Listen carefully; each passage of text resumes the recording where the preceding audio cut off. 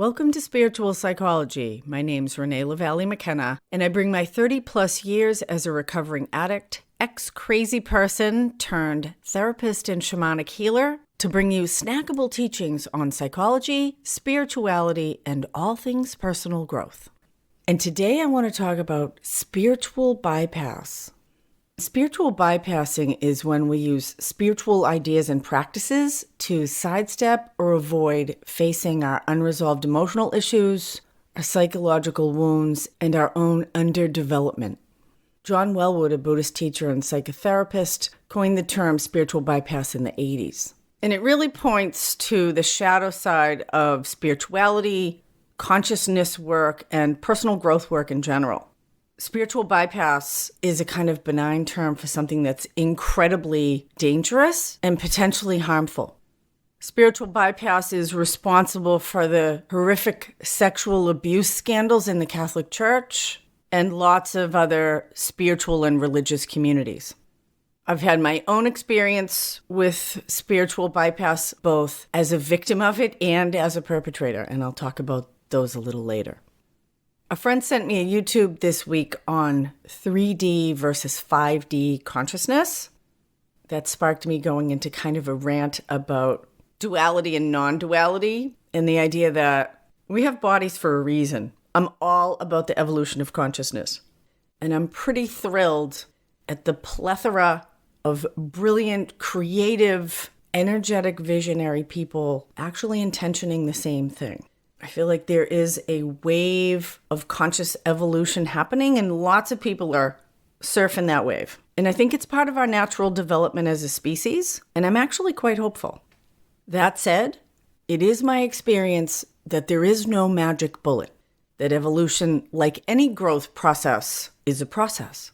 Now, I've had profound spiritual experiences and awakenings in my life that have shifted the direction of my entire way of being more than once. The first was when I was 23 and I stopped using drugs and alcohol. I know about searching for the magic bullet. Straight vodka, lots of Coke, that's a magic bullet. Hits of blotter acid, magic bullet. Snorting tons of crystal meth, magic bullet.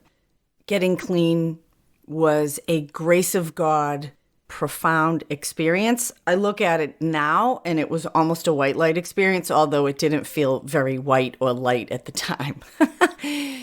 My spiritual path has absolutely been the educational variety, and I really value that because my roots are deep, my branches are wide, and my trunk is strong. If you want water, you do better to dig one well 60 feet deep than 10 wells 6 feet each. And one of the dangers of the proliferation of spiritual practice and personal growth information that's out there is that we can easily jump from practice to practice as soon as things get hard. And there's a natural human tendency to avoid what's difficult and uncomfortable. And we can easily justify our own discomfort as our instincts telling us, oh, we need to do something else. When my Buddhist meditation practice brings me against my own ego or my own woundedness, maybe it's time to try shamanism or yoga nidra. Now, I'm not saying there is not a valid time to move from practice to practice or from teacher to teacher, but we need to be very careful about what our motives are and be really honest with ourselves. Now, the good news is we get lots of opportunities over and over again to confront our shadow, to work with our underdeveloped or unresolved emotional issues. The more conscious we are of them, the more we can own them internally and move through them, which requires work and effort. The more unconscious we are about our shadow, the more it will show up externally as circumstances that often repeat themselves. And when we disown the wounded, neglected, or underdeveloped parts of ourselves, we project them onto others, or they can cause us to perpetrate harm. Because the truth always comes out, and it either comes out straight or it comes out sideways.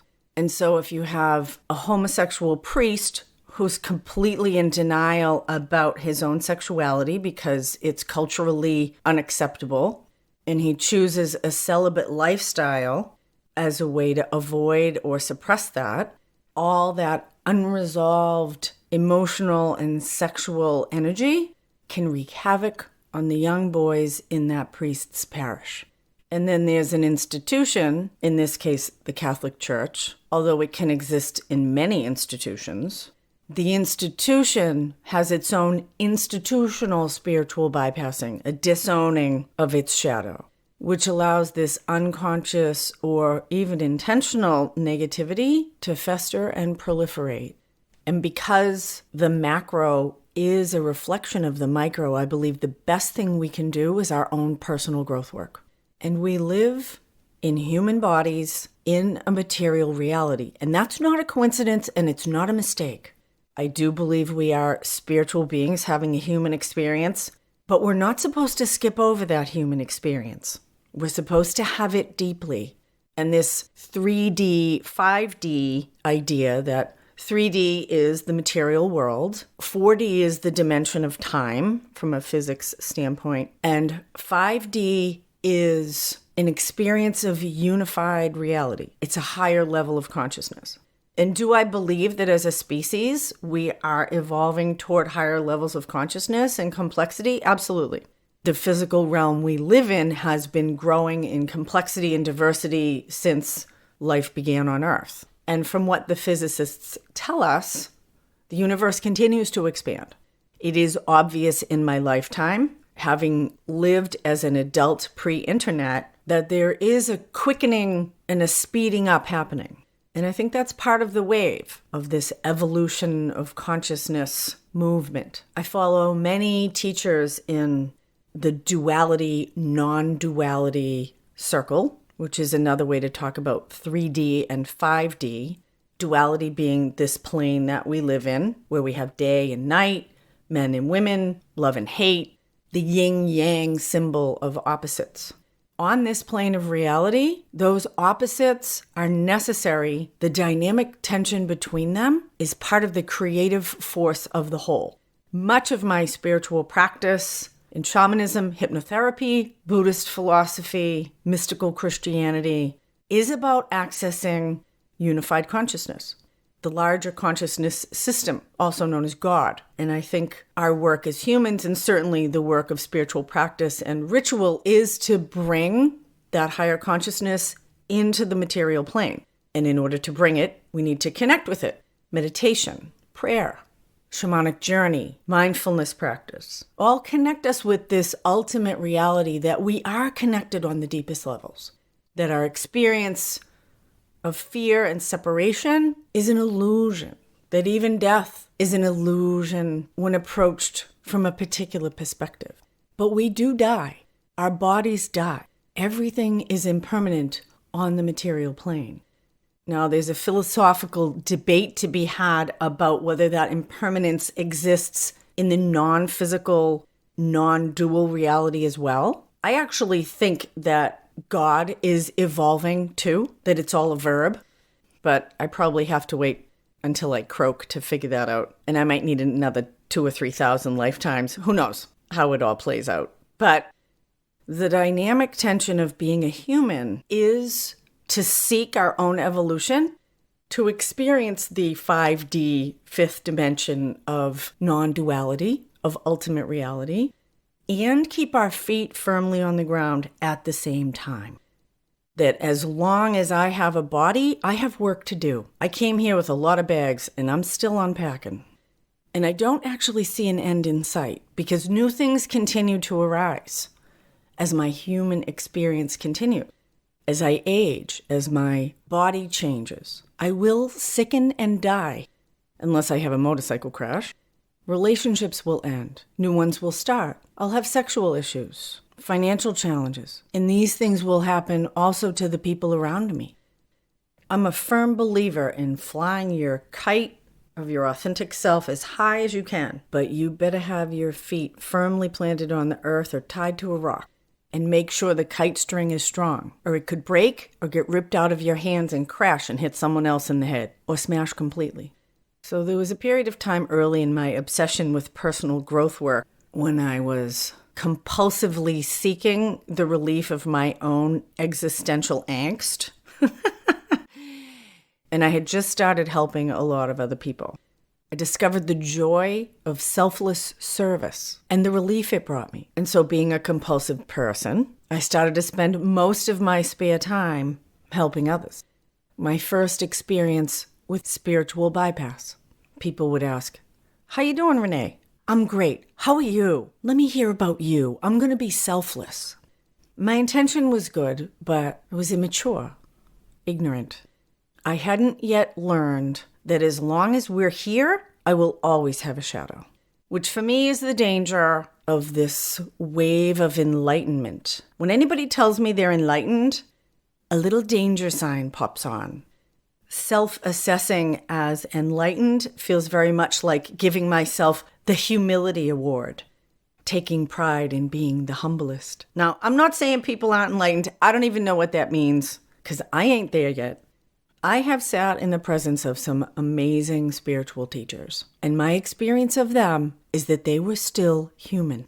And we are not supposed to transcend that. We're supposed to surrender to it, subject ourselves fully and deeply to it, and reap what it has to teach us. And there's a teaching in our humanity until our very last breath, if we live deeply. And spiritual bypass is attempting to just get the light without the shadow. And on this plane of reality, all light casts a shadow. There's a great book about this by the late Debbie Ford called The Dark Side of the Light Chasers. Brilliant woman. In fact, she went to the same graduate school as me, John F. Kennedy University. And she died of cancer in her 40s. There's a lesson in non-duality. So on the other side of that period of intense selfless service, my own seeking the magic bullet of higher consciousness to avoid my own suffering, I had one of the biggest crash and burns of my life. I was engaged to this guy, and I was actually kind of unhappy in the relationship, but I was in denial about it because everything looked good from the outside. And I was doing all this service, but I wasn't actually looking at myself. In fact, I convinced myself that my own unhappiness was the result of some internal dysfunction and that I just needed to do more service to others. And I had an opportunity to take a trip to Eastern Europe. And this was in the early 90s, right at the cusp of the revolution that dissolved the Soviet Union. And I met a pair of brothers who were in the Russian mafia. Fabulously exciting and interesting bad boys, some of my favorite kind. And I had an affair with one of them. And it blew my mind in all my enlightenment that I be fucking the married Russian mafia guy on a cruise ship on the Volga River. It was a lot of fun, I'm going to tell you, but it blasted my life apart when I returned. And my life needed blasted apart. I had been in denial about how unhappy I was in that relationship and the trajectory of my life. I had gone too far into the light, and my own shadow grabbed me back. It took me a while to digest that experience because I almost felt like it happened to me. And it points back to the yin-yang symbol, which is a circle, half dark, half light. And the dark has a light spot in it, and the light has a dark spot in it. And that is the creative, dynamic tension of the middle world, of the physical plane, of our human experience. There's always both. And when we seek only to have light, we're denying a major part of our own reality that's here for a purpose. And it's a tremendous teacher. So a lot of my work post-Russian affair has been to integrate and make room for all of me, like the Catholic priest who needs to make room for his own healthy sexuality so that it doesn't come up in a destructive way. Exploding my life with that unexpected affair caused a lot of harm. It caused harm to the people I was a spiritual advisor for, kicked me right off their pedestal. It certainly hurt the guy that I was engaged to, because that's not a nice way to end a relationship. And I got a couple sexually transmitted diseases to boot. The dark side of the light chasers. My own experience with spiritual bypassing, as what I could say is a victim of it, was a spiritual teacher that I worked with for a long time, who I actually outgrew, and they accused me of rejecting them as if that was a negative thing. And because I had subjected myself to them too much, their own shadow attachment to me had me looking at my own natural desire to move away as if it was harmful and pathological. And a really toxic dynamic developed between us. And I realized that I had elevated that teacher too much. And that was actually the parting gift of that relationship. And as I move out to dare call myself a spiritual teacher, that my responsibility in teaching others to seek the light of their own nature is to know that I will always have a shadow, and to teach others the same. You will always have a shadow as long as you have a body. And anyone tells you they're 100% in the light, back away slowly, facing them, because it's a lie. Our work is to bring the light into the darkness. And I don't know at what level or dimension we outgrow that, but it's not here in the middle world. And the more we can own and be with that truth and deeply embed ourselves in our physical experience, grounding ourselves in the earth while we reach to the heavens, I think the more we get out of the whole experience and the more developed our evolution is. If you like this podcast, consider sharing it with someone who might benefit from it. As always, thank you to all my patrons on Patreon. If you want to support the Spiritual Psychology podcast on Patreon, there's a link in the show notes. I'm finishing up the final edits on my audiobook, which is very exciting, but the physical copy and the Kindle version are still available on Amazon. Allies and Demons, Working with Spirit for Power and Healing. Blessings on your path. Until we meet again, this is Renee Lavallee McKenna for Spiritual Psychology.